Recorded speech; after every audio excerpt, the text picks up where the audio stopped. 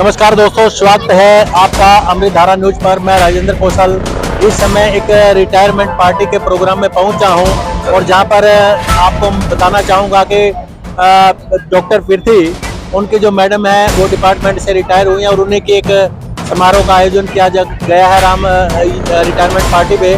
तो कहीं ना कहीं जो राजनीतिक माहौल है वो भी गर्मा गर्म है और बात करना चाहेंगे आज डॉक्टर अशोक तंवर जो कि भारतीय जनता पार्टी के एक सांसद प्रत्याशी हैं सिरसा से, वो यहाँ पर पहुँच रहे हैं। तो डॉक्टर अशोक तंवर के बारे में पूछा। डॉक्टर अशोक तंवर से हमारा फैमिली रिलेशन है, लेकिन ऐसा है मेरा किसी भी राजनीतिक दल से कोई विरोध नहीं है, ना मैं ऐसा किसी को अपना दुश्मन समझता। सभी मेरे प्यारे हैं, चाहे वो भाई रणदीप सुरजेवाला हो, चाहे वो सुनीता दुग्गल हो और चाहे अभय चौटाला हो।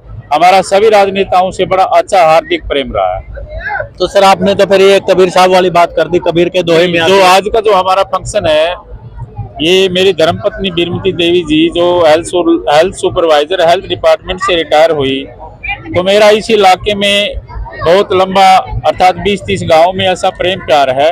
हर गांव का आदमी मुझे, चाहे उसके बच्चा जन्म की खुशी हो और चाहे ऐसा उसका ब्याह शादी हो और चाहे कोई बुजुर्ग का जब वो खुशी करते हैं ना, तो मुझे हर आदमी बुलाता है। और जब इस इलाके में हर आदमी ने मुझे इतना प्रेम प्यार दिया, तो आज ये मेरे लिए मेरी धर्मपत्नी की रिटायरमेंट पे बहुत अच्छा सौभाग्य है जो आज मिला।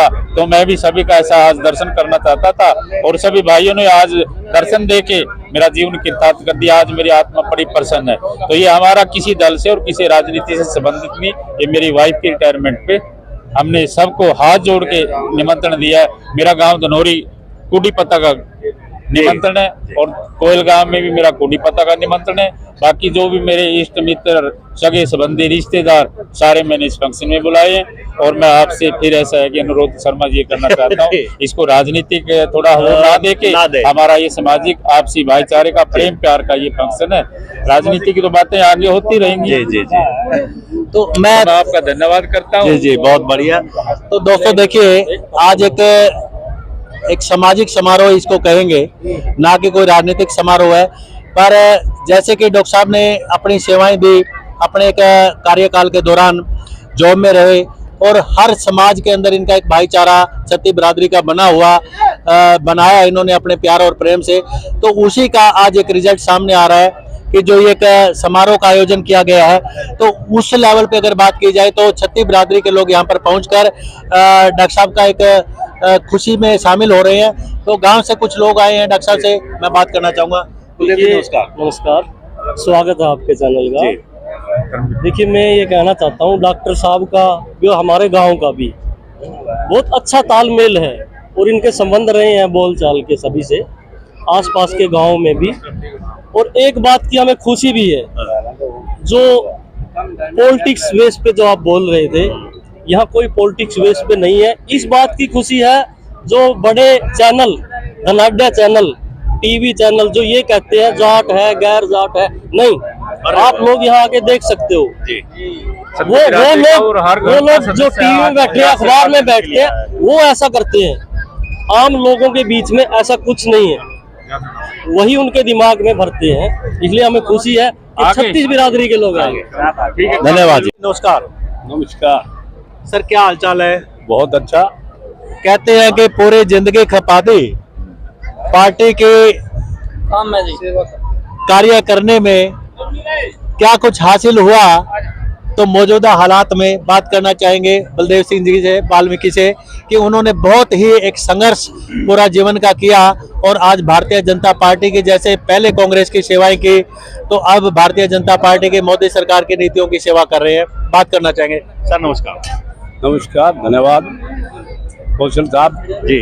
मैं ये अर्ज करूँगा कि मौजूदा आज के हालात में जी आदरणीय इस देश के प्रधानमंत्री नरेंद्र मोदी जी की जो नीतियां हैं जी, उनके ऊपर लोगों का पूर्ण रूप से जी ध्यान है। उनकी कल्याणकारी नीतियों पर लोग प्रभावित हैं। आने वाला समय 400 पार और फिर मोदी सरकार, ये होगा।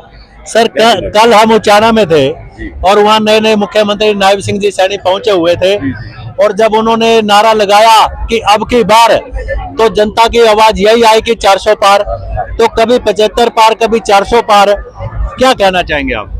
ये स्वाभाविक है, जो आज दूसरे देशों में प्रधानमंत्री को एमपी बनाते हैं जी मगर भारत में एक ऐसे शख्सियत है नरेंद्र मोदी जी, आदरणीय प्रधानमंत्री जी, उनके नाम से ही वोट मिलता है और उनके नाम से एमपी बनते हैं। बलदेव सिंह जी, जब हम लोग पब्लिकली जाते हैं एक पत्रकार होने के नाते, रिपोर्टर होने के नाते, तो लोगों से बात करते हैं कि भाई मैं क्या, कौन सा उम्मीदवार आपको अच्छा लगता है, तो लोग कहते हैं जी उम्मीदवारी को छोड़ो। मैं क्या बात भाई, उम्मीदवार को कोई नहीं देखेगा? यूं कह देखते तो है जी, और वोट डालेंगे मोदी पे। तो मोदी, हर हर मोदी, घर घर मोदी, क्या ये भगवान का राम का नाम हो गया? ये बिल्कुल सच्चाई है जी।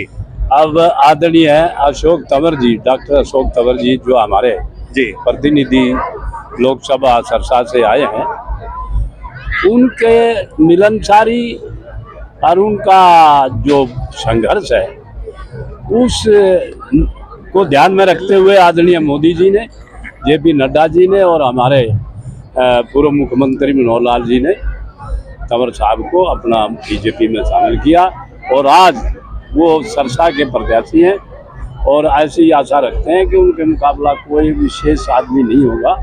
एक किस्म से आज से ही उनको हमें जीता हुआ कैंडिडेट मानते हैं। तो सर, आपका बहुत बड़ा एक राजनीतिक अनुभव है, तो 2019 में 10 की 10 सीटें आपने मोदी के झोली में कमल डालने का काम किया और 2024 है, क्या फिर ये इतिहास 2019 वाला फिर दोहराया जाएगा? बिल्कुल स्पष्ट है, लगता है सही है।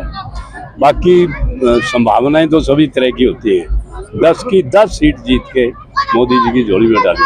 सर, अब थोड़ा विपक्ष की बात करना चाहूंगा।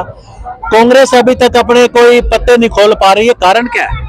सब भाग रहे हैं छोड़कर, सभी को हार नजर आ रही है। मोदी जी का प्रभाव इतना ज्यादा है निचले स्तर पर जी, आज जरूरत नहीं घूंचे घूमने की जी, बस एक मोदी जी का प्रचार है, उनका नाम है, उसी से सब कुछ हल हो जाता है। आज एक बयान और आया है कि भी अपना भूपेंद्र हुड्डा साहब का कि भाई मैं इलेक्शन नहीं लड़ूंगा, ये डर कहाँ तक है?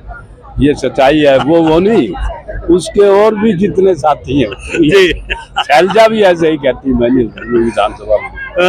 तो सर, फिर इंडिया गठबंधन जो बनाया गया इतने गुटों को तैयार करके, उसका क्या हाल होगा? पोच रहेगा।